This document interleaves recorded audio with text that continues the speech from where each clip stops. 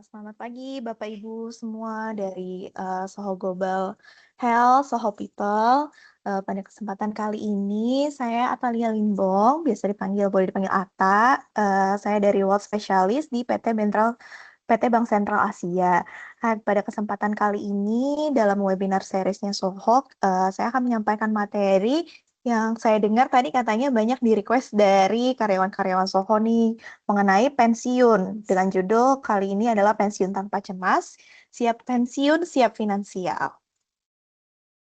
Nah, mungkin Bapak Ibu kalau misalkan kita lihat, jadi dalam perjalanan finansial seseorang itu terdapat beberapa tahapan kehidupan, di mana kalau kita lihat nih dari awal kita dari masa kita produktif, baru lulus kuliah, kita masih punya penghasilan yang didapatkan dari dana orang tua, kemudian kita sudah mulai mendapatkan penghasilan, sudah mulai bekerja dari awal karir, tahap transisi ya dari mendapatkan dana orang tua, mendapat penghasilan, kemudian kita juga lanjut, semakin usia bertambah usia, semakin banyak, pengeluaran, yang kita keluarkan. Misalkan ketika kita menikah, memiliki anak, untuk kesehatan anak, pendidikan anak.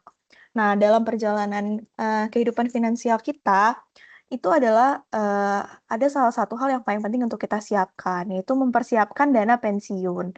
Kenapa persiapan dana pensiun yang kita lakukan ini akan berpengaruh terhadap gaya hidup kita yang akan kita alami ketika pensiun. Jadi kita bisa mendapatkan dana pensiun kita bisa menjalani gaya hidup normal seperti kita sebelum pensiun, atau mungkin jika kita tidak mempersiapkan dana pensiun dengan baik, mungkin bisa justru malah gaya hidup kita jadi lebih menurun. Nah, oleh karena itu, ketika kita harus mempersiapkan pensiun juga dari jauh-jauh hari. Nah, kemudian untuk alokasi dana untuk persiapan pensiun, untuk mencapai kita dapat menggunakan metode glide path, di mana alokasi portofolio aset ini bergantung seiring bertambahnya usia. Jadi kalau misalkan di awal nih ketika masih muda, banyak kita memilih aset-aset yang lebih agresif, kayak masuknya lebih maksimal ke dana saham, terus kemudian semakin kita bertambah usia, alokasi portofolio kita itu akan semakin konservatif seiring bertambahnya usia. Jadi kayak, porsi ke produk-produk saham yang lebih agresif itu akan menjadi lebih kecil. Nah, kemudian untuk mempersiapkan keuangan kita di masa mendatang, kita perlu menentukan tujuan keuangan kita. Tujuan keuangan kita itu dapat dibedakan juga berdasarkan jangka waktunya. Misalkan dari bisa jangka pendek, jangka menengah, hingga jangka panjang. Contohnya tujuan berdasarkan jangka pendek itu misalkan kurang dari 1 tahun, misalkan untuk melunasi tagihan kartu kredit, atau untuk dana darurat, atau misalkan dalam 1 tahun ke depan akan ada istri akan melahirkan. Yang kedua, misalkan jangka menengah dari sekitar 1 sampai 5 tahun. Nah, itu misalkan untuk biaya menikah, membeli kendaraan, atau misalkan untuk asuransi kesehatan. Nah, yang ketiga itu ada tujuan jangka panjang. Jadi jangka waktunya yang lebih dari 5 tahun. Misalkan kita mau mempersiapkan biaya kuliah anak, atau misalkan nanti kita mau membeli rumah, dan yang terakhir untuk mempersiapkan dana pensiun. Nah, untuk mempersiapkan tujuan keuangan, kita juga bisa menggunakan metode yang namanya SMART Goals, yaitu specific, measurable, achievable, realistic, dan time-bound. Nah, jadi kalau kita menentukan tujuan keuangan, kita harus menentukannya secara spesifik, jelas dan tidak abstrak. Contohnya, bukan hanya kayak saya ingin punya tabungan, tapi kita harus lebih spesifik. Misalkan, saya ingin menabung dana darurat sebesar 3 kali dari pengeluaran bulanan saya. Terus misalkan, kemudian measurable, berapa target dana yang terkumpul, contohnya misalkan 30 juta. Terus achievable, apakah tujuannya kita itu realistis dan dapat dicapai. Jadi dana yang ditabung itu harus juga kita sesuai dengan, pendapatan dan juga pengeluaran kita sehari-harinya. Kemudian realistik, jadi apakah tujuan tersebut itu penting buat kita. Contoh, misalkan kita mau, tujuan keuangan kita adalah dana pensiun, itu merupakan hal yang realistis karena kita ketika masa kita pensiun, kita dapat menikmati dana pensiun kita sesuai dengan gaya hidup yang kita inginkan. Terus kemudian time bound, itu maksudnya adalah kapan target keuangan kita ingin dicapai. Misalkan contohnya sebelum umur 55 tahun atau sebelum usia pensiun itu dana pensiun itu udah harus siap gitu. Nah, kemudian bagaimana cara melakukan perencanaan keuangan. Jadi ada beberapa tahap perencanaan keuangan supaya tujuan keuangan kita itu bisa tercapai. Yang paling pertama itu adalah cash flow management. Jadi kita harus bisa mengatur cash flow keuangan kita. Ini merupakan fondasi yang paling penting dalam merencanakan keuangan. Caranya bagaimana? Caranya kita bisa melakukan mencatat seluruh pemasukan dan pengeluaran kita. Kalau kita mencatat cash flow kita bisa tahu apa saja yang harus kita benahi, dikurangi, dan menentukan prioritas kebutuhan kita. Terus kita bisa lihat kelebihan dana atau surplus dari pendapatan kita, itu bisa kita alokasikan untuk tujuan keuangan kita. Yang kedua itu dana darurat. Jadi dana darurat itu digunakan untuk disiapkan untuk hal-hal yang tidak terduga yang dapat terjadi. Contohnya tiba-tiba kita kehilangan pekerjaan atau sakit atau hal-hal darurat lainnya. Terus kalau untuk secara idealnya dana darurat itu disiapkan bisa sekitar 3 sampai 12 kali dari pengeluaran bulanan. Untuk dana darurat juga harus ditempatkan di aset yang liquid, yang mudah dicairkan. Jadi ketika kita butuh, kita bisa langsung mencairkan dana darurat kita. Contohnya bisa dalam bentuk cash, deposito, atau reksadana pasar uang. Yang berikutnya adalah proteksi. Jadi proteksi ini ditujukan sebagai manajemen risiko untuk memproteksi aset dan juga penghasilan yang tidak terduga. Contohnya seperti asuransi jiwa, asuransi kesehatan, asuransi untuk rumah atau kendaraan. Nah, terus ketika ketiga tahapan tersebut sudah siap atau terpenuhi, barulah kita masuk ke investasi. Nah, investasi ini bertujuan supaya agar aset-aset kita bisa bertumbuh sesuai dengan tujuan keuangan kita dan jangka waktu yang kita inginkan. Setelah kita melaksanakan perencanaan keuangan tersebut, kita perlu juga melakukan evaluasi untuk meninjau apakah perencanaan kita masih sesuai dengan tujuan keuangan atau ketika ada perubahan-perubahan tujuan keuangan. Misalnya, eee, dalam waktu dekat ada rencana menikah atau misalkan nanti di kemudian hari ada target untuk membeli rumah. Jadi nanti kan kalau misalkan ada perubahan-perubahan tujuan keuangan gitu, kita harus adjust juga perencanaan keuangan kita. Kita harus adjust juga misalkan cash flow management kita. Terus misalkan juga kalau ketika punya anak, mungkin dana darurat yang kita punya nih harus lebih tinggi lagi gitu. Jadi itu bisa di-adjust, kita lakukan evaluasi untuk memastikan strategi yang kita lakukan ini sesuai dengan tujuan dan prioritas kita. Kemudian kenapa investasi merupakan salah satu bagian yang penting dalam perencanaan keuangan. Jadi yang pertama itu untuk antisipasi kebutuhan masa depan kita. Jadi untuk mempersiapkan dana sejak dini untuk kebutuhan-kebutuhan kita di kemudian hari. Contohnya tadi kayak biaya pendidikan anak, untuk kesehatan, untuk dana pensiun. Terus juga untuk akumulasi kekayaan. Jadi dengan berinvestasi, nilai aset yang kita miliki itu bisa tumbuh melalui return atau imbal hasil dari investasi kita. Yang ketiga itu ada upaya memutus rantai sandwich generation. Jadi kalau misalkan kita mempersiapkan keuangan kita nanti di masa depan kalau ketika anak anak itu kita tidak perlu membiayai kebutuhan keluarganya dan juga kebutuhan di atasnya atau orang tuanya gitu. Jadi karena kita sendiri sudah mempersiapkan diri kita. Terus kita juga melindungi nilai aset dari inflasi. Karena kalau kita tahu kalau misalkan value of money itu kan akan terus berkurang ke depannya. Dengan berinvestasi, aset kita itu tidak akan tergerus oleh kenaikan harga. Yang kelima itu membuat aset bekerja lebih keras. Jadi investasi itu membuat uang kita memberikan imbal hasil daripada kita cuma diamin aja uangnya di tabungan. Jadi asetnya itu bisa bekerja sendiri dan memberikan imbal hasil tambahan. Kemudian kalau dalam berinvestasi itu sebenarnya ada beberapa profil risiko. Jadi ada 4 jenis sih, ada sangat konservatif, konservatif, moderat, dan juga agresif. Nah, dari profil risiko ini juga akan mempengaruhi, kira-kira produk investasi apa saja yang cocok, untuk investor dengan profil risiko tertentu. Yang pertama itu untuk profil risiko sangat konservatif, itu bisa berinvestasi jangka pendek, biasanya tuh dikurang dari 1 tahun, dan rekomendasi produknya itu bisa biasanya ke reksadana pasar uang. Untuk yang konservatif itu lumayan pendek, tapi masih sekitar 1 sampai 3 tahun periode investasinya. Biasanya rekomendasi produk investasinya itu bisa ke reksadana pasar uang, reksadana pendapatan tetap, atau obligasi-obligasi retail, contohnya ORI, SR, SBR, dan juga ST. Kemudian moderat, profil risiko moderat itu biasanya investasi ke jangka menengah sekitar 3 sampai 5 tahun.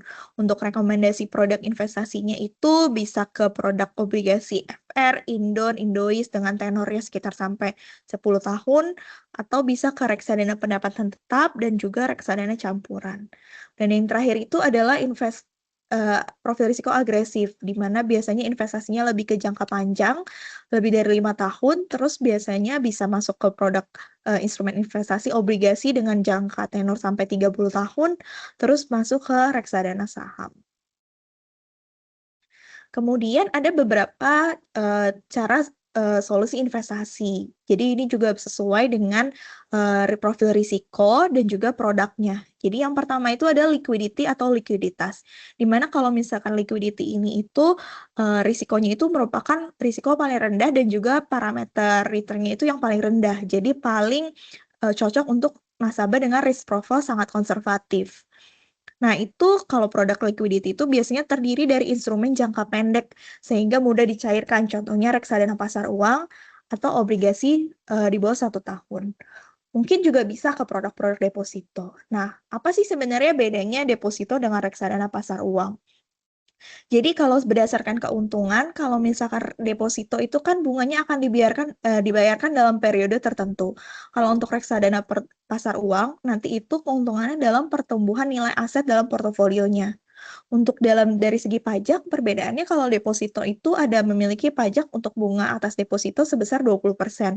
Kalau misalkan reksadana pasar uang itu seluruh produk reksadana itu bukan merupakan objek pajak.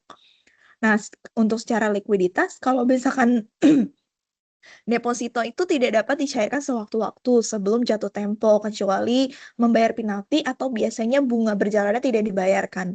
Sedangkan kalau reksadana pasar uang, itu termasuk instrumen liquid yang dapat dicairkan kapan saja. Biasanya prosesnya maksimal di H+7. Nah, untuk deposito juga modal awalnya butuh penempatan tinggi. Contohnya kalau misalkan di BCA untuk buka deposito minimal penempatan 8 juta. Sedangkan kalau reksadana itu minimal penempatan bisa mulai dari Rp10.000 aja.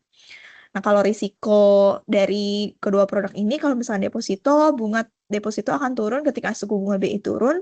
Kalau reksadana pasar uang itu nilai aktiva bersih atau NAB-nya itu tergantung pada kondisi pasar. Nah, jadi kalau misalkan kita bandingkan nih return kinerja antara deposito dengan salah satu produk reksadana pasar uang itu bahan gebiar dana liquid. Rata-rata return-nya itu jauh lebih tinggi dibandingkan rata-rata bunga deposito 12 bulan dan RDPU ini juga jauh lebih liquid karena dapat dicairkan kapan saja. Sementara deposito tidak dapat dicairkan sewaktu-waktu kecuali membayar penalti atau tadi bunga yang sudah berjalan itu tidak dibayarkan. Kemudian investment solution yang kedua itu adalah income. Jadi kalau untuk yang income itu ini risikonya moderat, lebih rendah dari yang growth, tapi bisa menghasilkan imbal hasil yang lebih tinggi daripada likuiditas. Ini tuh cocok untuk nasabah dengan risiko profil konservatif dan juga moderat. Nah, kalau misalkan dari income ini itu, jadi kita dapat menerima imbal hasil atau cash flow secara rutin dalam periode tertentu. Biasanya itu dalam bentuk kupon atau dividen. Contoh produknya itu ada obligasi retail kayak ORI, SR, SBR, ST, atau FR di bawah 10 tahun, atau Indon Indois di bawah 10 tahun. Atau bisa juga ke produk namanya reksadana pendapatan tetap. Nah, kalau misalkan kita di tabel sebelah kanan kita bandingkan return gross dan net dari perbandingan produk obligasi dengan average dari produk RDPU tuh lebih besar rata-rata per tahunnya. Dan kita juga bisa, kalau misalkan reksadana pasar uang kita itu mendapat keuntungan ketika kita menjual produknya, sedangkan dengan berinvestasi ke produk obligasi itu kita bisa dapat return secara rutin gitu. Nah, ini kalau misalkan perbedaan karakteristik antara obligasi dengan reksadana pendapatan tetap itu sebenarnya hampir mirip total return-nya. Cuma kalau misalkan ketika ada koreksi di pasar itu total return reksadana pendapatan tetap itu bisa menjadi lebih baik karena kalau reksadana itu ada di elemen diversifikasinya. Terus kalau misalkan ada juga produk-produk reksadana yang membagikan dividen. Ketika membagikan dividen, NAB reksadana pendapatan tetap akan turun, tapi total return itu tidak akan mengalami penurunan. Karena kita menghitung jumlah dividen juga yang dibagikan. Kemudian yang ketiga itu adalah growth. Jadi ini adalah risiko dan imbal hasil juga yang paling tinggi dibandingkan dengan liquidity sama income. Ini tuh cocok untuk nasabah dengan profil risiko moderat dan agresif. Jangka waktu investasi biasanya itu jangka panjang. Contohnya itu kita bisa masuk ke produk-produk reksadana saham baik rupiah maupun US dollar. Nah, instrumen growth ini menawarkan potensi imbal hasil yang lebih tinggi, tapi diikuti juga dengan volatilitas juga yang lebih tinggi. Jadi risikonya tinggi. Mungkin ketika koreksi, bisa koreksi dalam juga, tapi kalau misalkan kasih return, dia bisa kasih return tinggi. Contohnya kalau IHSG pernah naik dari 52% dan 126% dari titik terendahnya. Dalam jangka panjang, instrumen growth, contohnya IHSG, akan menawarkan imbal hasil lebih tinggi dibandingkan instrumen liquidity atau deposito.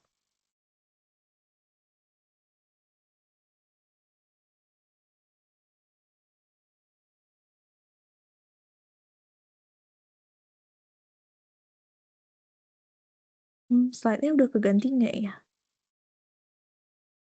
Ini slide di investment solution yang ketiga, Bu, yang growth. Slide 13. Oke, maaf. Sinyalnya kayaknya agak lambat.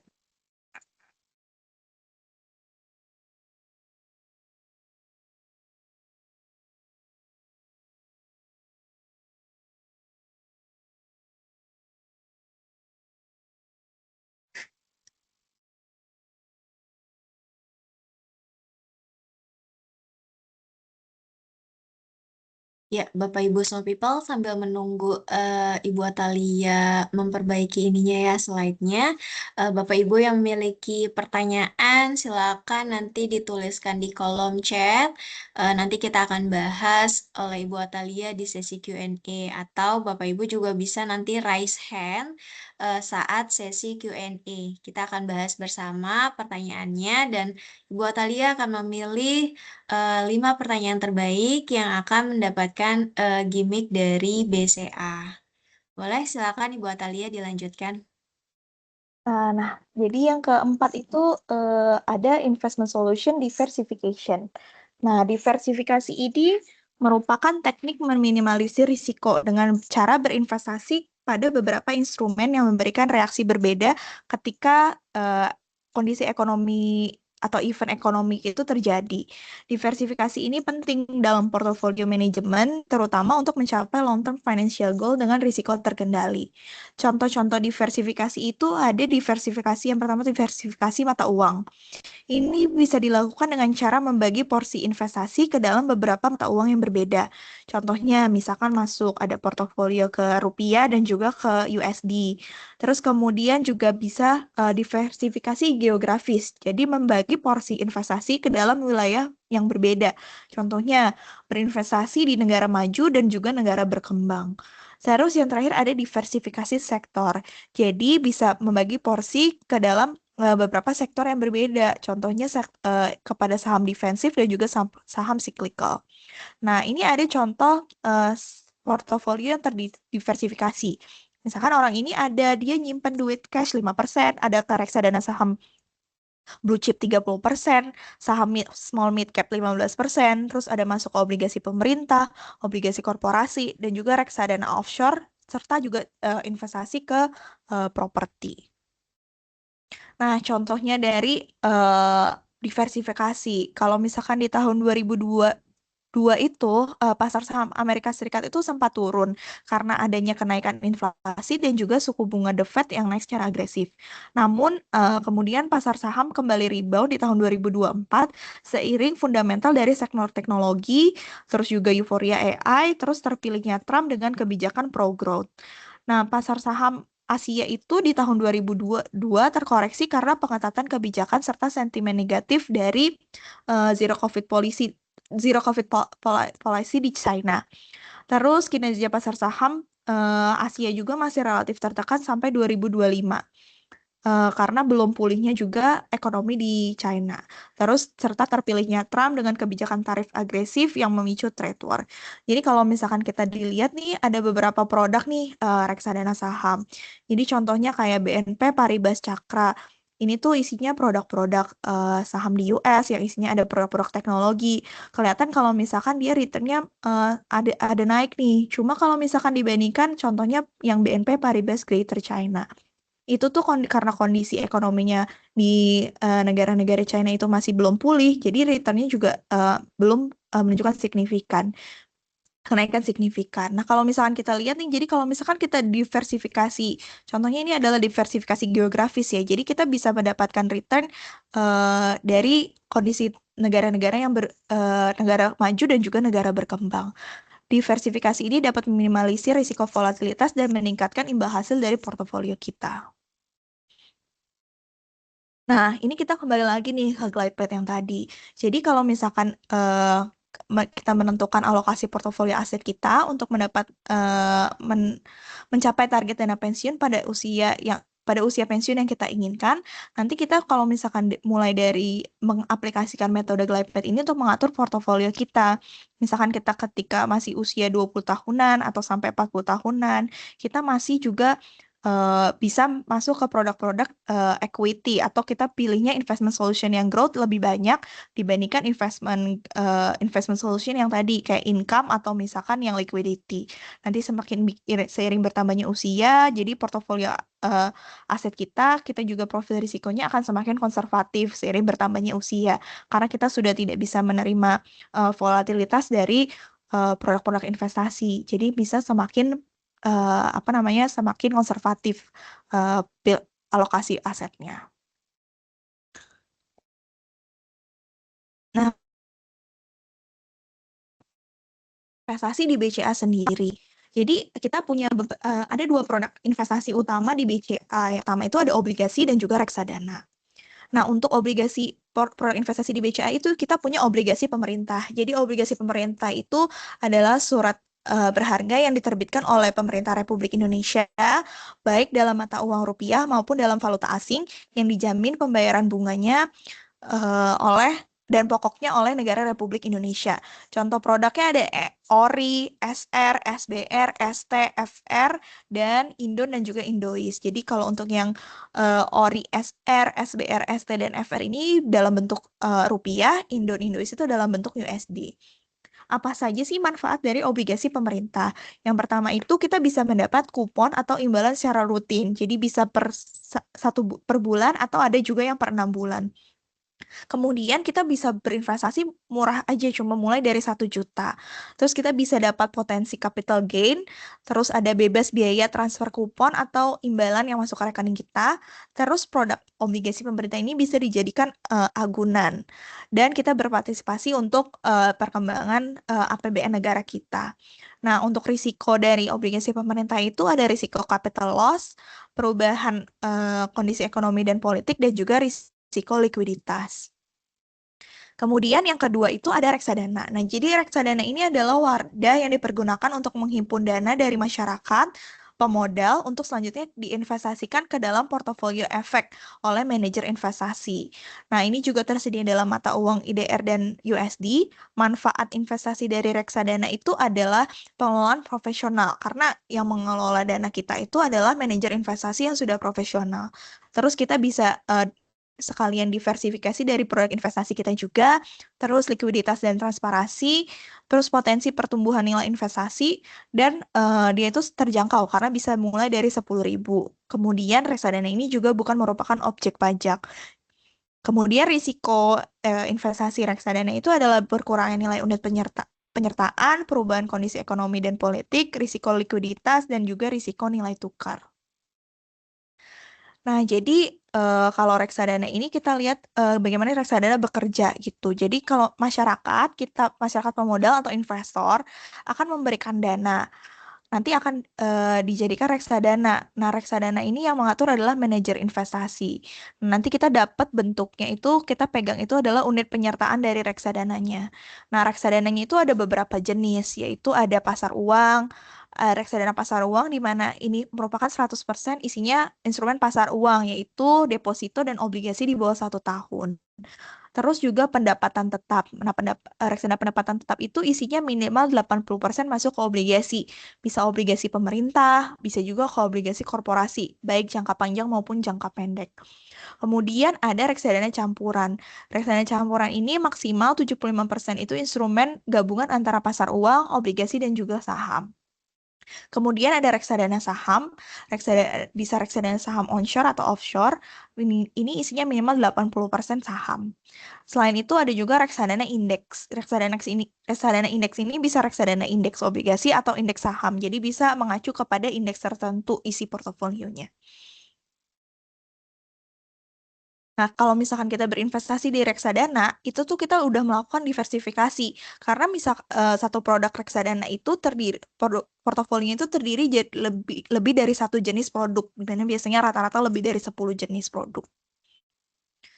Nah, bagaimana kemudahan investasi di MyBCA? Jadi kalau misalkan Bapak Ibu sekalian berinvestasi di MyBCA itu bisa langsung mendaftarkan Single Investor Identification atau SID, bisa melakukan transaksi reksadana, transaksi surat berharga negara di pasar perdana dan sekunder.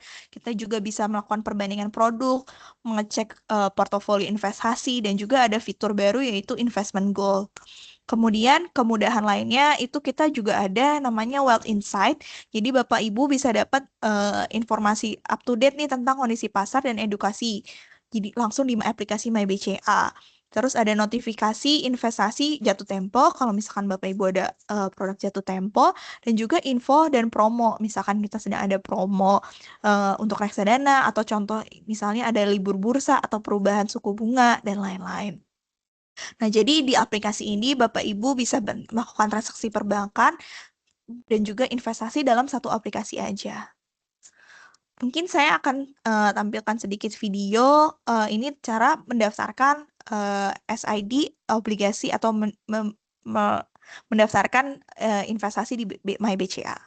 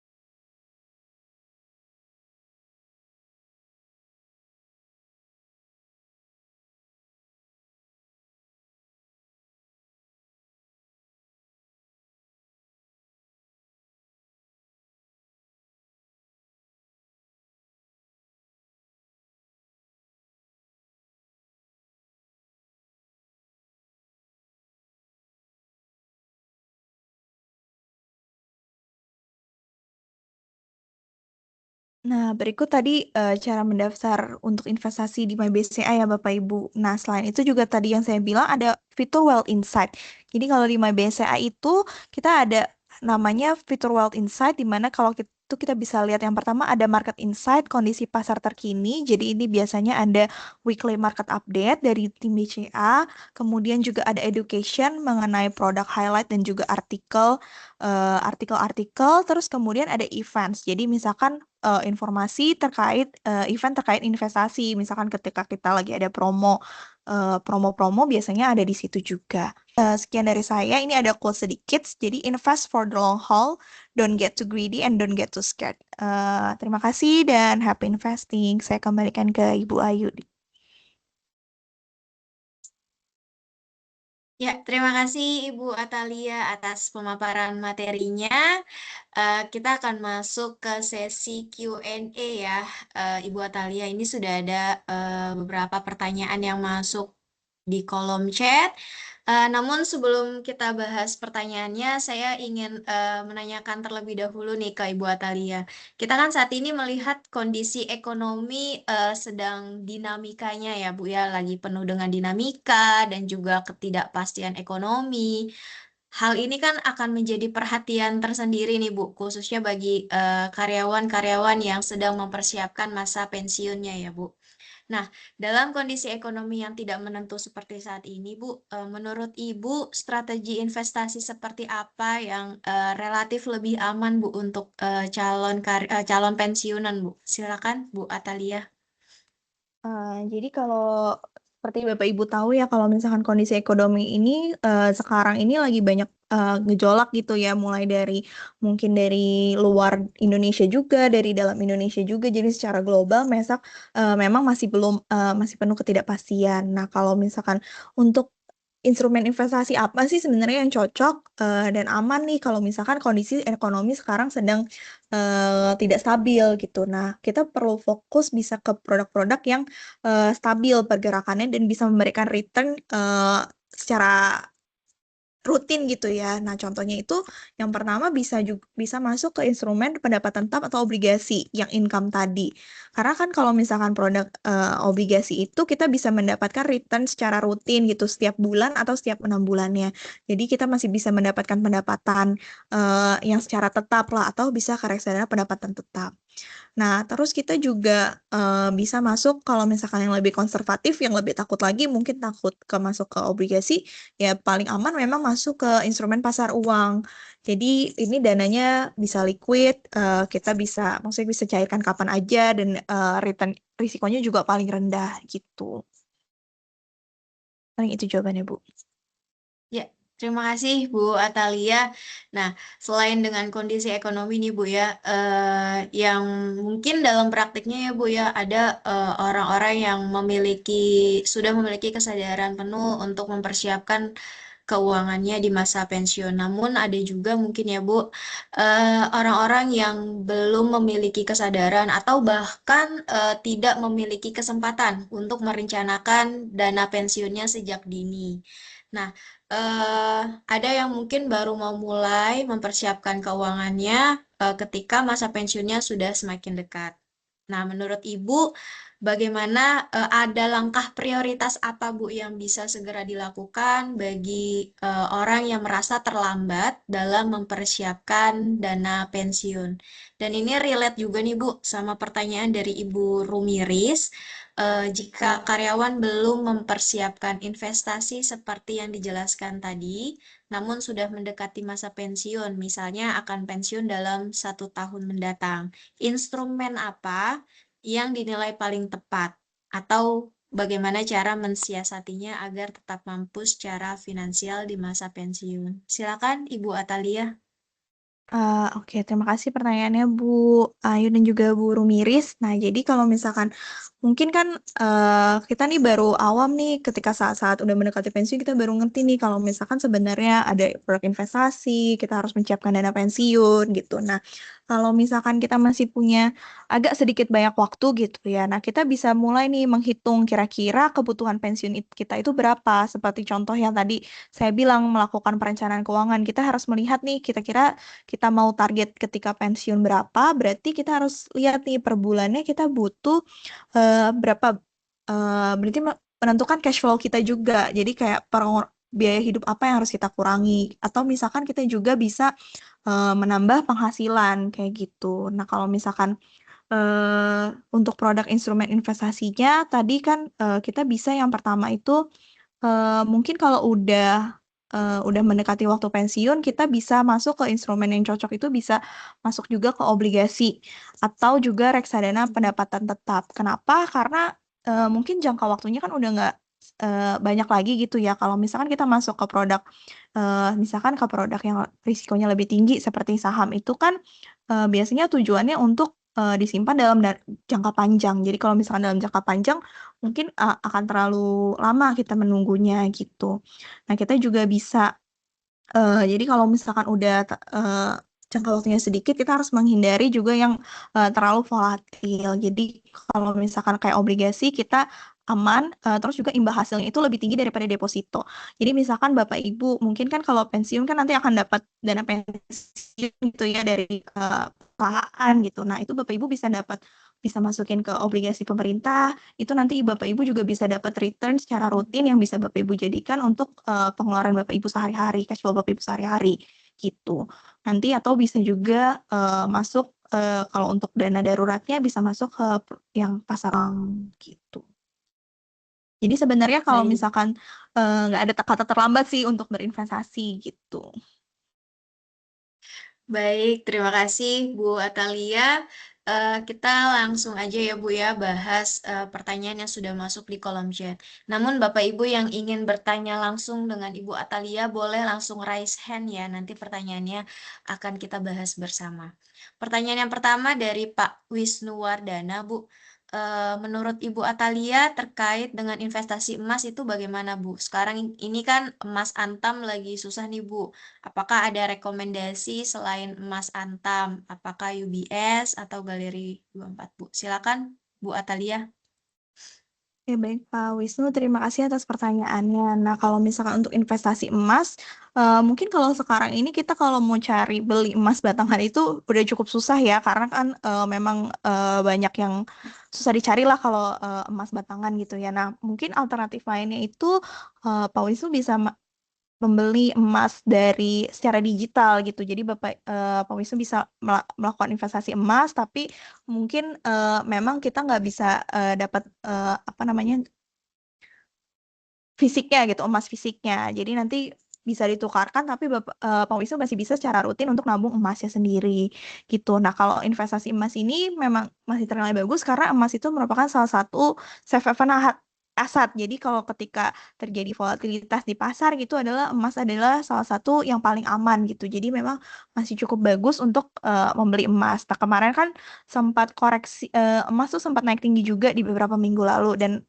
terakhir-terakhir ini udah ada koreksi lagi gitu. Jadi mungkin udah bisa mulai lagi nih nabung secara rutin buat membeli emasnya gitu. Baik, terima kasih Bu Atalia. Apakah ada tanggapan dari Pak Wisnu? Jika ada, silakan ya Pak. Baik, kita lanjut ke pertanyaan berikutnya dari Pak Muhammad Syahrial. Eh, Pak Syahrial ini punya pengalaman pribadi, Bu. Jadi, ketika ingin menabung jangka panjang dan sudah datang ke salah satu cabang bank, namun Pak Syahrial ini sebagai user kurang paham, Bu, bagaimana bentuk pilihan tabungan jangka panjang. Namun dari sisi bank malah menawarkan asuransi kesehatan yang sebenarnya bukan tujuan di awal untuk menabung. Sedangkan kita tahu bentuk asuransi kesehatan itu setelah mendapatkan polis. Apakah ada tips dari Bu Atalia sendiri untuk program tabungan jangka panjang, Bu? Silakan Bu Atalia.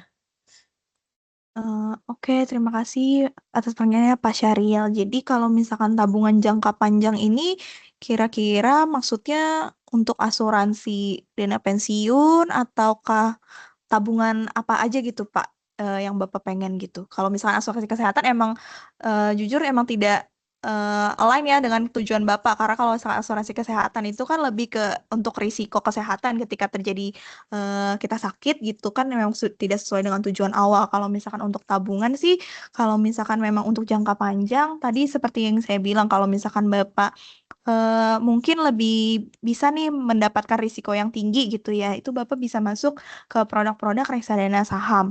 Atau misalkan nggak mau terlalu risikonya tinggi, tapi returnnya juga tetap tinggi, itu bisa ke obligasi, mungkin kita bisa ambil obligasi yang jangka panjang. Karena produk obligasi itu macam-macam, jadi mulai dari yang kurang dari 1 tahun hingga sampai 30 tahun pun ada gitu produknya. Nah, itu bisa Bapak jadikan juga tabungan jangka panjang, nanti Bapak bisa mendapatkan return setiap secara rutin gitu. Nah, itu Bu. Ya, terima kasih Bu Atalia.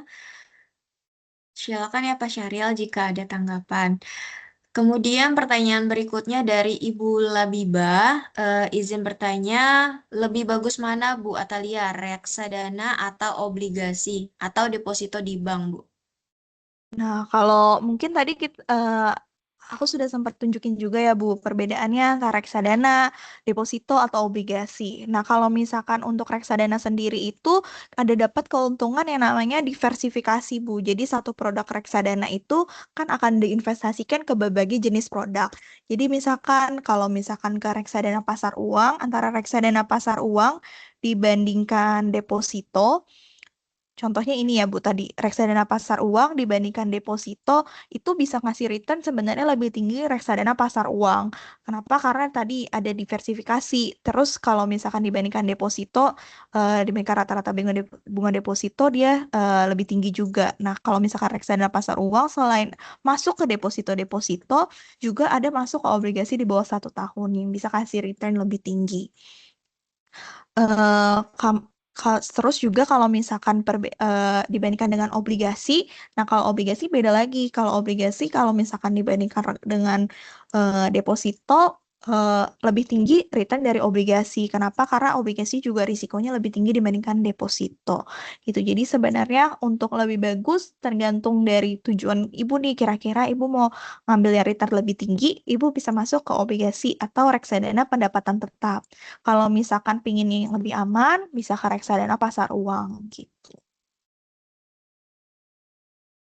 Baik, terima kasih Bu Atalia. Ya, selanjutnya pertanyaan dari Ibu Marina Bu. Izin bertanya, mohon advice-nya dari Bu Atalia bagi pemula untuk memilih yang cocok atau yang tepat Bu dari sekian banyak jenis investasi agar lebih mudah memulai dengan risikonya yang kecil Bu jika ingin mempersiapkan dana pensiun untuk anak. Oke. Terima kasih Bu Marina. Jadi kalau misalkan untuk memilih kasih yang tepat ya, kalau misalkan untuk risiko kecil, tadi yang paling kecil risikonya itu adalah yang liquidity. Jadi masuknya ke reksadana pasar uang atau obligasi di bawah 1 tahun. Nah, untuk kalau misalkan, tapi kan untuk misalkan dana masa depan untuk anak, berjangka waktunya masih bisa lebih panjang nih Bu. Jadi kalau misalkan memang masih takut untuk yang risiko tinggi, Ibu bisa mulai dari yang risikonya menengah juga. Jadi bisa masuk ke obligasi atau reksadana pendapatan tetap gitu. Nanti ketika ibu sudah familiar nih dengan produk-produk investasi, mungkin baru ibu bisa masuk nih ke untuk yang returnnya lebih tinggi, yang growth. Jadi kan karena untuk menyiapkan untuk anak kan masih jauh nih, mungkin kalau balita mungkin masih butuh 15 tahun lagi. Nah, ibu bisa masuk ke reksadana atau bisa masuk ke yang saham gitu. Jadi bisa mendapatkan return yang lebih tinggi dan juga bisa digunakan untuk jangka waktu yang lebih panjang gitu. Jadi bisa mulai start dari yang risikonya rendah dulu, nanti ketika udah familiar dengan eh, bagaimana cara produknya bekerja, terus bisa masuk yang ke risikonya lebih moderat, terus baru bisa masuk ke risiko lebih tinggi, terus bisa dapat return yang lebih tinggi juga gitu. Oke, jadi mulai dulu dari risiko yang lebih kecil ya Bu ya, baru nanti bertahap. Iya, betul. Baik, terima kasih Bu Atalia. Ibu Marina, jika ada tambahan silakan ya Bu ya. Selanjutnya Bu, pertanyaan dari tim Palembang Bu, dari supervisor Palembang. Perihal asuransi sekolah untuk anak yang jangka panjang Bu, apakah ada programnya ya Bu yang tepat? Baik, terima kasih Pak, Bapak atau Ibu. Nah, jadi kalau untuk di BCA sendiri itu kita sebenarnya ada bekerja sama dengan asuransi AIA. Jadi kita programnya itu Bank Assurance. Jadi kerjasama antara BCA dengan AIA. Jadi kita kalau misalkan di cabang itu ada produk asuransi untuk kalau misalkan untuk sekolah sih ada sih. Jadi EduPlan sebutannya. Jadi untuk nanti bisa dicairkan. Saya spesifiknya kurang hafal juga. Jadi ketika biasanya sih untuk dana kuliah anak. Jadi Bapak bisa nabung buat dana kuliah anak gitu. Nanti mungkin Bapak kalau di Palembang bisa ke BCA terdekat sih Pak. Nanti itu biasanya selalu ada juga karena kita kerjasama di semua cabang ada gitu.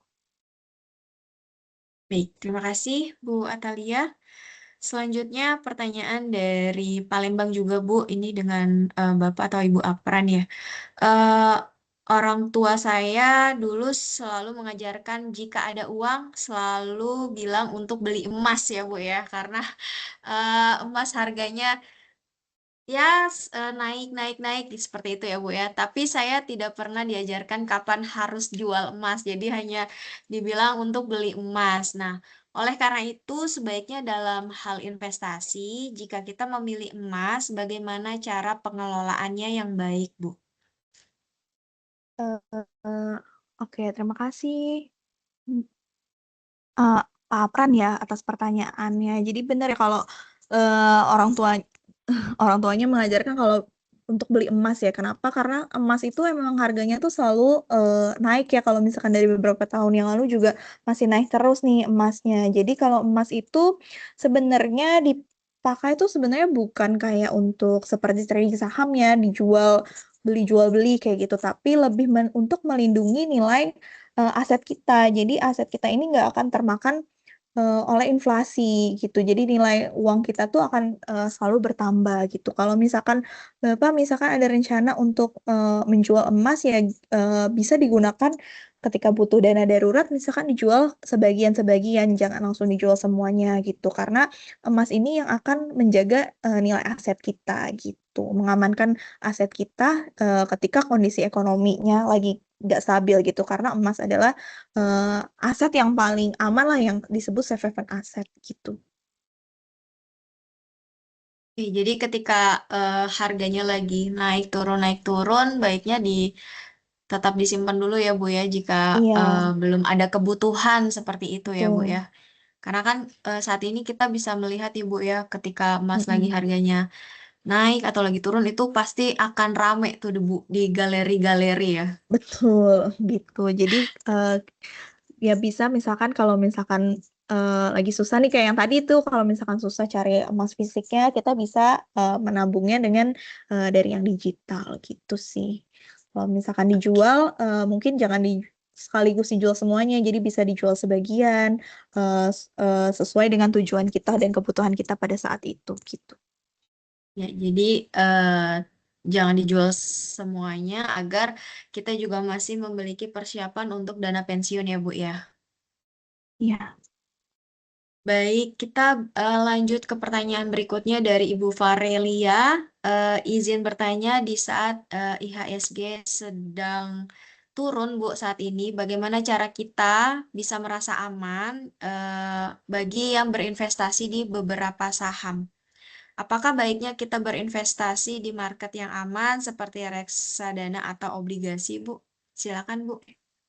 Baik, terima kasih Bu Farelia atas pertanyaannya. Ini sangat relate ya kondisi sekarang kan IHSG-nya lagi turun terus ya, lagi koreksi terus. Nah, sebenarnya supaya kita merasa aman kalau kita udah berinvestasi di beberapa saham itu, nah kalau misalkan kita berinvestasi di saham itu kita harus memilih nih kira-kira perusahaan mana yang cocok dengan fundamental yang baik, yang bisa membuat yang kita bisa melihat nih ketika di masa depan kira-kira perusahaan ini masih bisa bertumbuh atau enggak. Nah, sebenarnya nggak masalah kalau kita mau berinvestasi saham, apalagi kalau misalkan sedang koreksi kayak gini, justru bagusnya kita buat beli gitu ya, karena harga value-nya tuh lagi murah gitu. Nah, baiknya sebenarnya nggak masalah kalau misalkan kita masuk ke saham. Nah, itulah pentingnya kenapa tadi ada yang namanya diversifikasi. Jadi kita selain masuk ke saham, kita juga harus punya nih diversifikasi ke produk-produk lainnya. Jadi misalkan kita ada masuk ke obligasi juga, kita simpen juga duit dana yang cash yang bisa liquid yang bisa dicairkan kapan saja. Jadi ketika misalkan satu asetnya lagi eh, turun atau negatif, kita masih ada aset lain, produk investasi lain yang bisa memberikan return buat kita gitu.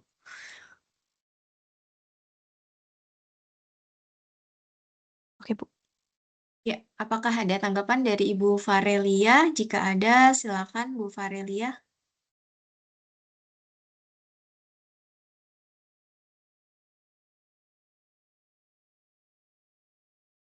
Oke, baik. Terima kasih Bu Farel. Selanjutnya adalah pertanyaan dari tim Pontianak nih Bu, dari APJ. Pertanyaannya adalah, saya ingin menanyakan terkait hasil dari pembagian dividen saham. Apakah harus dibayarkan pajaknya? Lalu jika dari hasil dividen tersebut dibelikan saham kembali, apakah tetap harus dibayarkan pajaknya? Lalu saya ingin menanyakan pendapat Ibu Atalia. Oh ini sama ya Bu, IHSG juga yang cenderung turun di awal tahun ini. Sebaiknya tetap membeli saham, bukan blue chip, atau lebih baik ke reksadana. Ini relate dengan pertanyaan yang tadi ya Bu ya. Oke, jadi kalau misalkan untuk dividen saham itu memang harus dibayarkan pajaknya ya Pak. Jadi kalau pajak atas dividen 10%. Nah, tapi kita bisa nih supaya kita nggak perlu bayar pajak ada yang namanya reinvestment dividen. Jadi Bapak bisa masuk ke produk biasanya produk obligasi atau ke tabungan untuk menghindari pajak tersebut. Cuma kalau misalkan masuk ke saham kembali sih setahu saya sih nggak bisa menghindari bayar pajaknya ya. Cuma biasanya yang secara umum eh, kalau misalkan bisa masuk ke produk-produk seperti obligasi untuk reinvestment dividen sahamnya. Untuk yang pertanyaan kedua, IHSG cenderung turun di awal tahun ini. Sebaiknya tetap membeli saham bukan bujik atau lebih baik ke reksadana. Nah, kalau misalkan untuk saham itu kan kalau kita lihat saham-saham blue chip itu adalah kapitalisasi tinggi ya. Bisa juga kalau misalkan masuk ke saham lebih baik kita yang tadi tuh Pak yang saya bilang kita mencari nih saham-saham mana yang fundamentalnya itu masih bagus. Jadi nanti masih ada potensi growth dari saham-saham tersebut di kemudian hari. Kalau misalkan bisa juga Bapak kalau misalkan mau diversifikasi kalau udah punya saham bisa diversifikasi hampir sama sih sama tadi diversifikasi ke produk lain supaya ketika kalau misalkan kondisi sahamnya lagi turun, kita masih ada produk investasi lain yang bisa memberikan return ke kita gitu. Ya, terima kasih Bu Atalia. Silakan ya Bapak Ibu jika ada tanggapan. Kita pertanyaan berikutnya dari Pak Samto. Apakah reksadana cocok untuk investasi jangka panjang dan bagaimana meminimalkan risiko dalam reksadana? Terutama situasi sekarang dengan MSCL yang saat ini membekukan penyesuaian indeks pasar Indonesia. Dan ada pertanyaan kedua dari Pak Samto. Apa investasi yang paling tepat untuk karyawan di usia 50 tahunan, Bu? Silakan. Bu Oke. Atalia. Terima kasih Pak Samto atas pertanyaannya. Kalau misalkan reksadana yang cocok untuk investasi jangka panjang sih yang tadi ya kalau misalkan untuk long term itu kita tuh lebih cocok ngambil yang growth solutionnya growth. Jadi biasanya untuk jangka panjang kita ambil nih yang risiko lebih tinggi dengan apa namanya imbal hasil lebih tinggi juga. Cuma untuk bagaimana cara meminimalkan risiko dalam reksadana, kita harus mengetahui nih sebenarnya dari produk yang reksadana kita beli ini, itu tuh isi produknya apa aja. Misalkan reksadana saham, ini tuh sebenarnya ada saham apa aja sih yang ada di produk reksadana ini? Saham blue chip kah? Saham small mid cap kah? Terus isinya saham banks kah? Atau saham properti atau energi. Nah, kita harus tahu eh, eh, apa isi produk-produk dari yang kita beli gitu, reksadana yang kita beli. Dengan kita mengetahui produknya, isinya, kita bisa tahu nih ketika kondisi ekonomi yang terjadi sebenarnya bagusnya kita apakan nih produknya, apakah kita jual atau misalkan kita beli lagi atau bagaimana gitu. Jadi supaya kita bisa tahu nih risiko dari produk itu apa aja gitu. Nah, untuk meminimalkannya juga kita bisa juga tadi ya Pak diversifikasi. Jadi kita bisa masuk ke beberapa produk yang bisa dengan sifat yang berbeda-beda. Jadi ketika kondisinya ada kondisi ekonomi tertentu, kita masih ada produk-produk yang bisa memberikan kita hasil. Nah, kalau misalkan untuk yang sekarang nih MSCI yang lagi melakukan penyesuaian indeks pasar Indonesia. Jadi kalau kita lihat kemarin itu sebenarnya udah ada pertemuan nih antara BEI, OJK dan juga MSCI. Nanti mereka untuk yang free float ini itu masih akan menyesuaikan nih kira-kira keputusannya kan akan di bulan Mei gitu. Jadi untuk saat ini mungkin kalau misalkan masuk ke produk-produk saham bisa cari yang lebih ke fundamental gitu.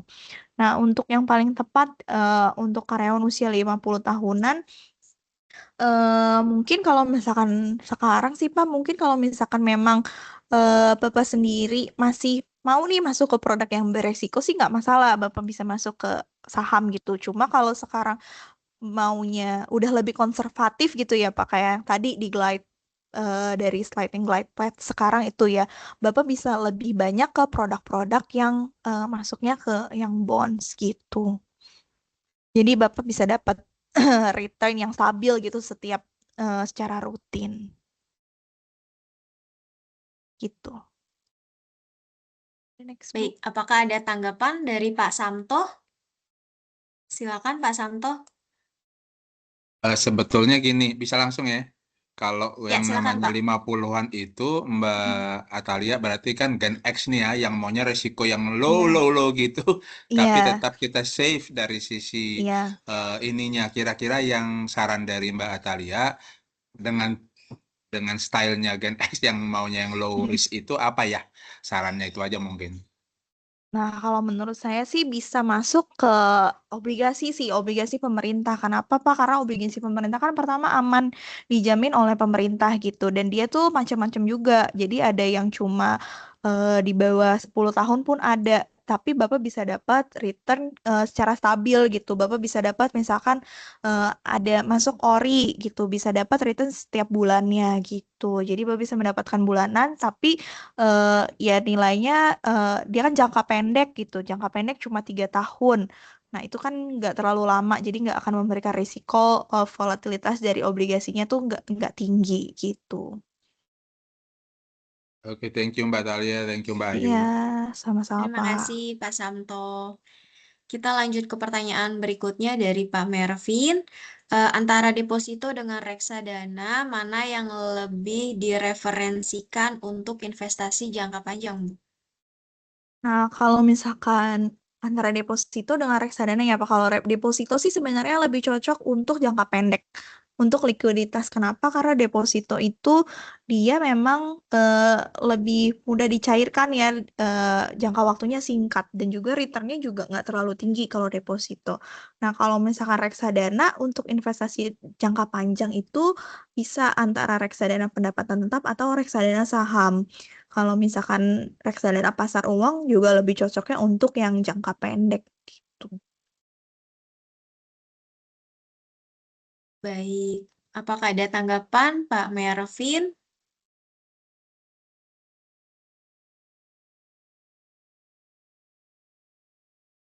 Oke, baik. Terima kasih Pak Mervin atas konfirmasinya. Kita lanjut ke pertanyaan berikutnya dari tim APJ Padang, Bu. Ini cabang kita yang ada di Padang ya. Indikator angka apa yang bisa menjadi standar bahwa dana pensiun kita sudah cukup dan aman menghadapi krisis? Atau apakah ada Bu indikator utama nih yang menunjukkan bahwa seseorang itu sudah benar-benar siap secara finansial dalam memasuki masa pensiun? Silakan Bu Atalia. Nah, jadi kalau indikator angka itu sebenarnya Bapak Ibu yang harus mengetahui lebih dalam sih kira-kira seperti yang tadi saya bilang. Jadi kalau misalkan kita nih mau, kan kita tahu nih pengeluaran kita per bulannya berapa. Nah, kita harus tahu nanti ketika kita pensiun nih kita udah ada gambaran nih pengeluaran apa saja, cash flow apa saja yang akan kita keluarkan ketika kita mau pensiun. Nah, kita hitung dari target kita misalkan pensiun umur 55, kita mau menyiapkan dana sampai misalkan 25 tahun ke depan. Misalkan kita akan hidup sampai umur 80 tahun gitu ya. Nah, 20 sampai 25 tahun itu kira-kira pengeluaran bulanan kita itu berapa? Itu kita bisa tentuin. Nah, itulah yang akan bisa menjadikan standar buat dana pensiun kita gitu.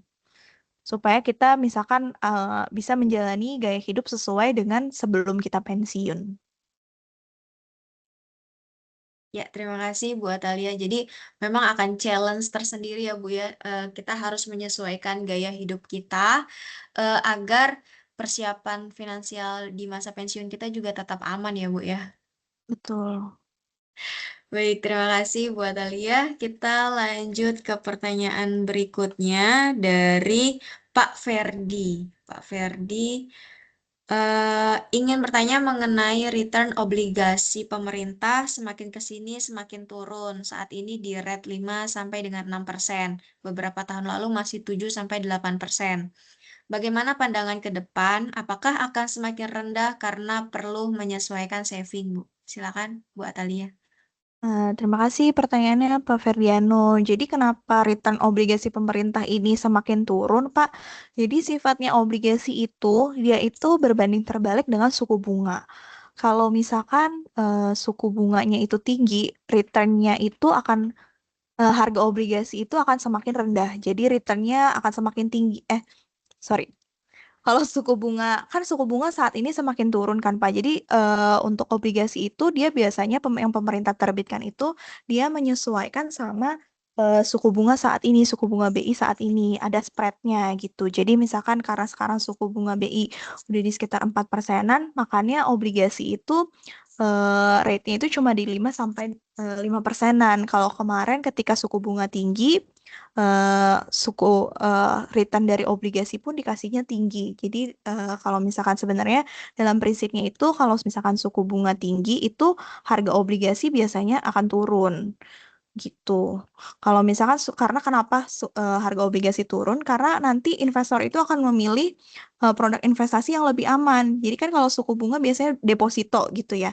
Daripada masuk ke obligasi yang returnnya sama nih, ada deposito sama obligasi sama-sama 5%. Daripada masuk ke obligasi 5%, risikonya lebih tinggi daripada deposito, mendingan masuk ke deposito aja karena lebih aman.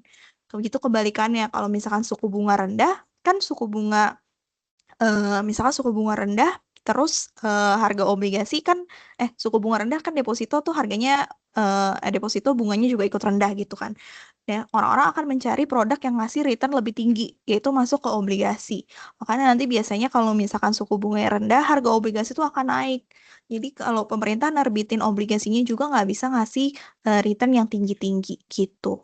Kalau misalkan ke depannya, kelihatannya kan kalau misalkan di tahun ini sih kemungkinan masih bisa ada. Kalau misalkan di US itu kemungkinan akan ada 2 kali penurunan suku bunga. Nah biasanya kalau dari Indonesia juga biasanya lumayan ngikut nih dari di US gitu. Jadi kemungkinan masih ada penurunan suku bunga lagi. Jadi ke depannya mungkin pemerintah itu akan nerbitin obligasi akan lebih rendah lagi, bisa lebih rendah lagi rate-nya dari sekarang gitu. Dan harga obligasi akan lebih naik lagi. Apakah ada tanggapan Pak Ferdi? Silakan Pak Ferdi.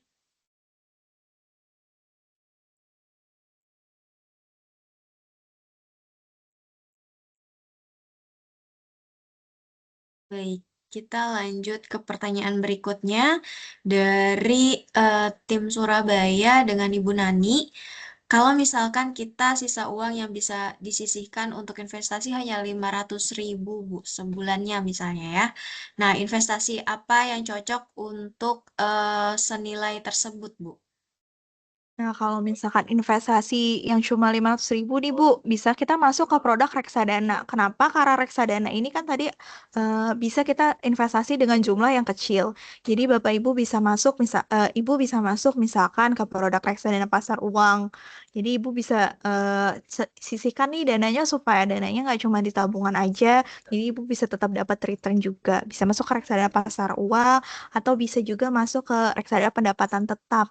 Jadi ibu udah bisa masuk ke produk obligasi meskipun dengan dana 500.000 gitu ibu bisa masuk ke produk yang udah terdiversifikasi juga ada obligasi-obligasi gitu. Baik, terima kasih Bu Atalia.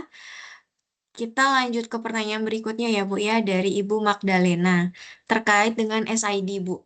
Jika kita sudah ada reksadana di pengelola keuangan lain selain BCA dan sudah punya SID.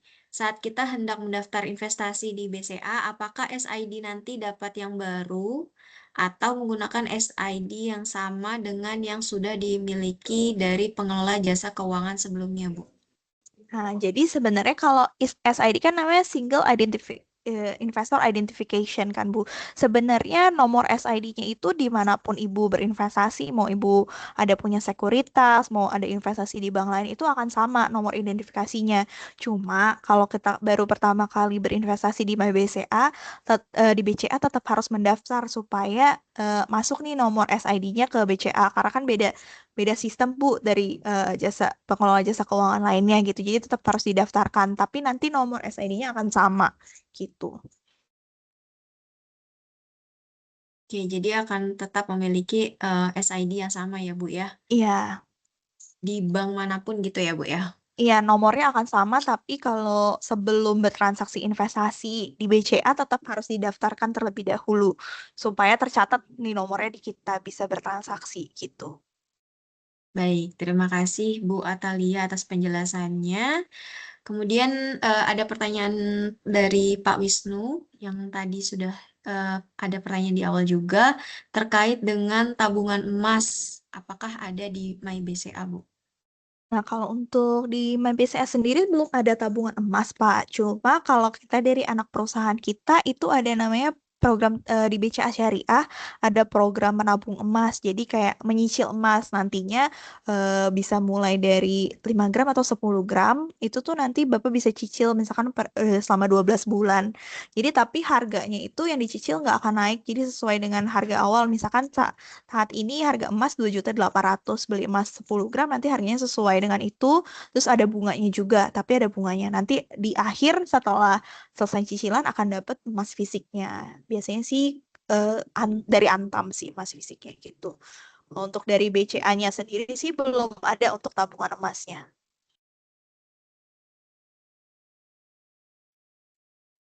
Baik, terima kasih Bu Atalia. Pertanyaan berikutnya dari Pak Yamin terkait dengan saham BCA, Bu. Apakah bisa dijadikan sebagai pilihan untuk investasi? Silakan Bu Atalia. Bisa ya Pak, kalau saham BCA bisa menjadi pilihan untuk investasi Pak.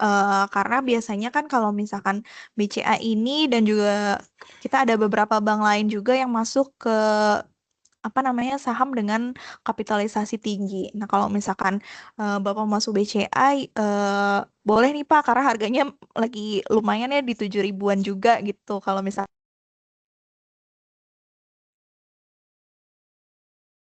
Halo, Ibu Atalia. Mohon maaf Bapak Ibu, sepertinya Ibu Atalia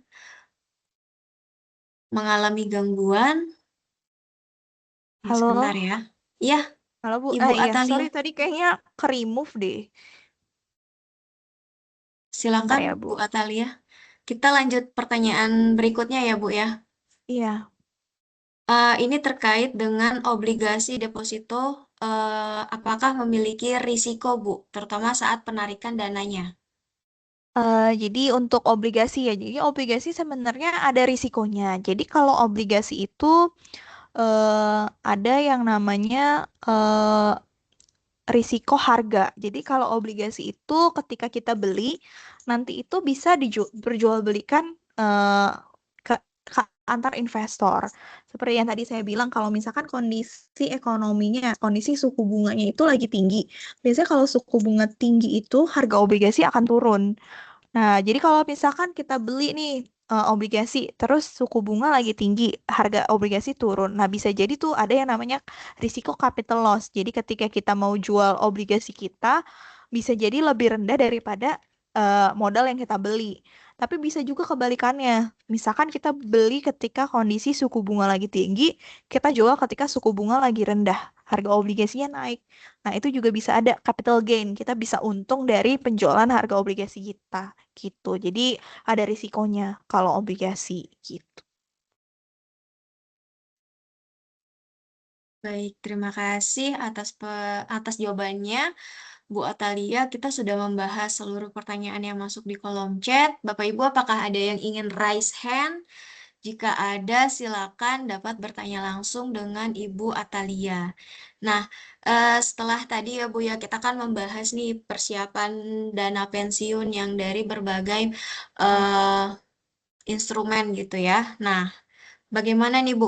Ketika dana pensiunnya udah berhasil kita kumpulkan gitu ya, sudah dikumpulkan dari usia masih produktif sampai dengan memasuki masa pensiun sudah pensiun gitu ya Bu. Tantangan Iya. berikutnya pasti kan adalah eh, bagaimana cara mengelola dana pensiun yang sudah kita siapkan agar dapat bertahan dalam jangka panjang. Apakah ada tips dari Bu Atalia dalam mengelola dana pensiun agar dana yang sudah dikumpulkan ini tidak cepat habis di awal masa pensiun? Silakan Bu Atalia.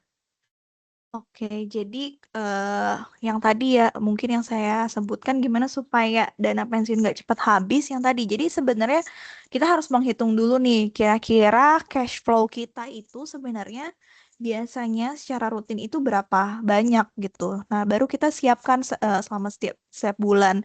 Terus kita targetin dana pensiun kita ini mau dipakai sampai usia kita umur berapa.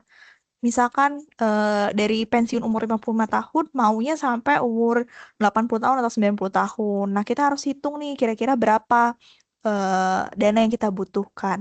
Nah, supaya dana pensiun tidak cepat habis ya, kita juga harus menjaga cash flow keuangan kita. Jangan sampai kita harus tahu nih pengeluaran apa saja yang biasa kita lakukan. Jangan sampai kita eh, ketika pensiun malah kita lebih banyak foya-foya kayak gitu. Jadi kita harus menjaga juga cash flow kita. Sama juga kita harus ada mitigasi risikonya juga. Kayak yang tadi kita harus menyiapkan juga eh, dana daruratnya, terus kita juga harus menyiapkan proteksinya. Jadi misalkan ketika suatu saat kita terjadi apa-apa, kita udah ada nih yang bisa memproteksi kita gitu. Makanya kita harus jelas juga yang tadi tujuan keuangan kita, targetnya kita berapa jumlahnya, targetnya apa, itu harus jelas gitu. Kita harus menentukan dari awal gitu.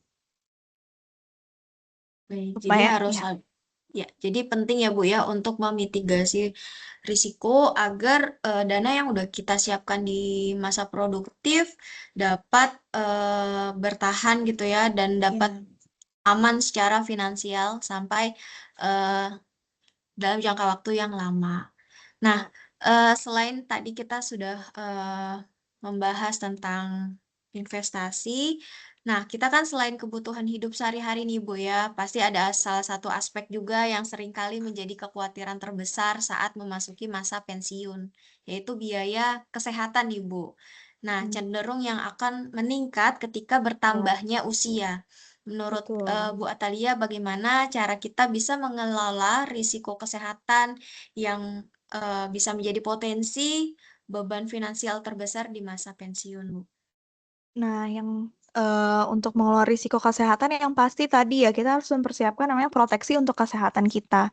Jadi ketika kita misalkan amit-amit terjadi sesuatu, kita sakit yang tidak kita duga nih kita udah punya nih yang akan mencegah risiko supaya keuangan kita tuh nggak akan terganggu ketika kita sakit.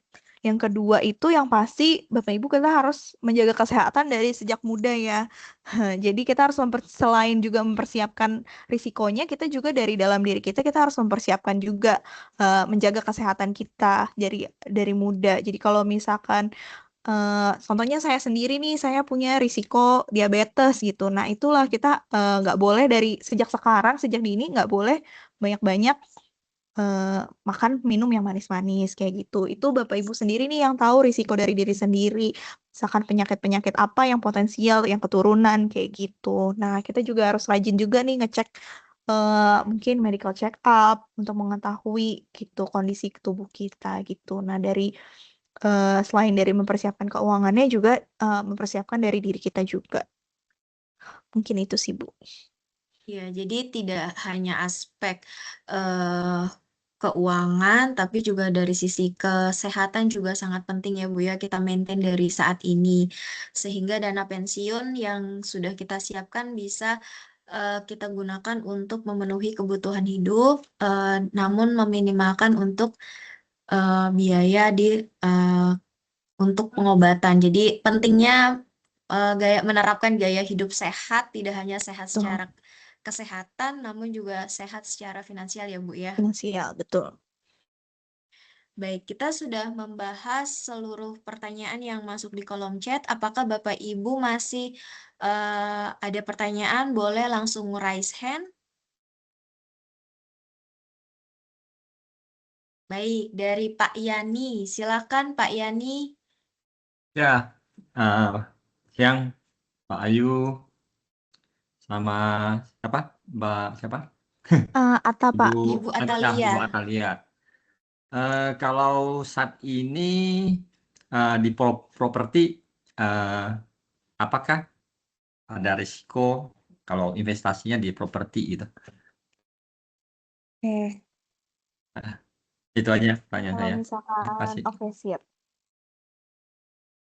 Kalau misalkan masih di properti itu, Pak, risikonya yang pertama, sebenarnya kalau misalkan kita misalkan beli rumah, beli tanah gitu ya. Nah, kalau misalkan Iya, kita nggak gunakan sendiri, mungkin agak sulit juga kalau misalkan kondisi saat ini sih masih sulit kayak jual risiko ya, jual apa namanya, jual properti ya, Pak. Nah, itu kan nggak ya. bisa nih kita cair sewaktu-waktu gitu kan, Pak. Misalnya kita lagi butuh Ya, duit, mungkin prosesnya butuh proses yang panjang juga.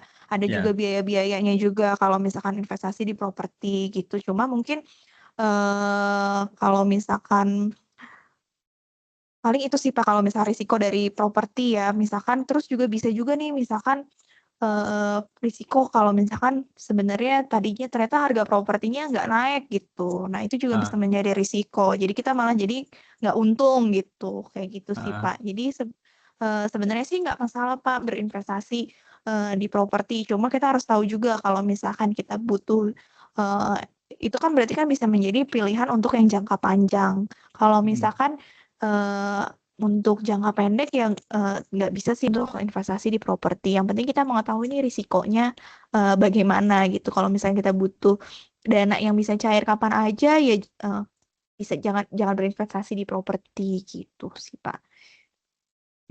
Oh ya. Gitu, Jadi mhm, saat ini sih nggak ini ya nggak ada gejolak, mhm, kalau di propertinya nggak ada gejolak mhm, turun atau apa gitu ya. mhm. Belum ada sih, Pak, kalau Belum misalkan ada ya. itu sih. Ya Nah, masih mungkin kalau misalkan di negara-negara luar sih masih lumayan banyak yang susah sih kalau investasi di properti gitu. Kayak contohnya hmm, di China juga ada kalau di China sih emang ada masalah dengan investasi properti. Cuma seperti yang itu sih Pak. Mungkin kalau misalkan mau berinvestasi properti juga kita harus milih lokasi juga sih yang tepat supaya pilihannya tepat gitu ya Pak ya. iya. Oke oke. Ya. Thank you Bu Atalia. Iya, sama-sama Pak. Ya. Terima kasih Pak Yani. Thank you Mbak Ayu. Masih. Ya, buat Alia ternyata ada satu pertanyaan yang terlewat untuk dijawab. Ini dari Ibu Salsabila. Selamat pagi Bu Atalia, izin bertanya, menurut Ibu apa kesalahan paling umum yang dilakukan investor pemula saat memilih instrumen investasi, Bu? Oh, oke. Jadi kesalahan oh, apa boleh ulang lagi kesalahan umum untuk investor pemula ya. Jadi kalau misalkan Iya, saat investor salah memilih instrumennya keliru, Bu, misalnya. oh gitu. Jadi yang perlu kita tahu itu sebenarnya adalah profil risiko dari diri kita sendiri. Sebenarnya kita udah siap nggak sih misalkan kalau misalkan kita melihat nih kita milih instrumen investasi saham. Kita sendiri udah siap nggak sih kalau misalkan risiko saham tuh bisa nih nilainya turun, bisa lebih dari 10%. Itu tuh kita harus siap juga. Jadi sebenarnya yang paling penting sebelum berinvestasi adalah kita harus tahu risiko yang bisa kita alami, bagaimana kita harus mengetahui profil risiko kita sendiri, kemudian baru kita bisa memilih produk investasi yang cocok buat kita. Nah, nanti juga sebelum memilih produk investasinya, misalkan ada banyak-banyak nih macam-macam, ada saham, misalkan milih reksadana saham gitu juga harus milih. Kira-kira kalau misalkan produk reksadana saham ini isinya produknya tuh sesuai dengan nggak sih dengan apa namanya tujuan investasi kita, tujuan kita, terus dengan risiko kita, atau misalkan kita mau masuk ke reksadana pendapatan tetap. Ini nih sifat produknya kayak gimana sih? Apakah isi produknya ada obligasi apa aja? Apakah ini obligasi pemerintah atau obligasi perusahaan? Risikonya kalau kita masuk ke obligasi pemerintah apa? Risikonya masuk ke obligasi korporasi apa? Jadi sebelum berinvestasi kita harus tahu selain profil risiko kita sendiri, sebelum kita memilih produk investasi yang kita beli, kita harus memperdalami juga isi dari produk itu apa, supaya kita tahu risiko yang akan kita alami, risiko yang bisa terjadi gitu. Ya, terima kasih buat Talia. Apakah ada tanggapan dari Ibu Salsabila?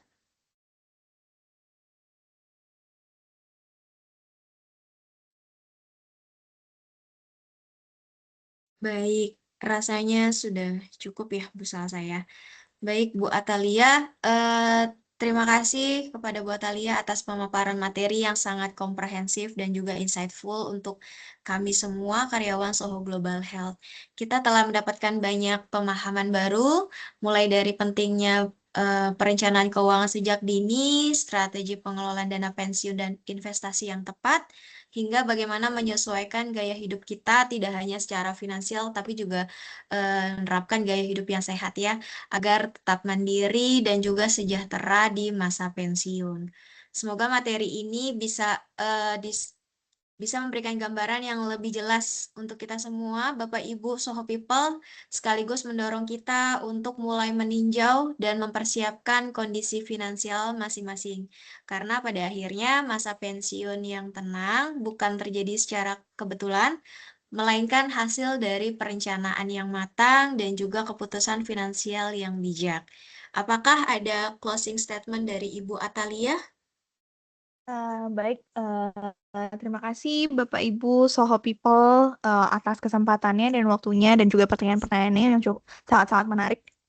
Ya pertanyaannya, semoga apa yang disampaikan bisa berguna dan bisa mungkin bisa membantu Bapak Ibu sekalian untuk persiapan untuk pensiunnya.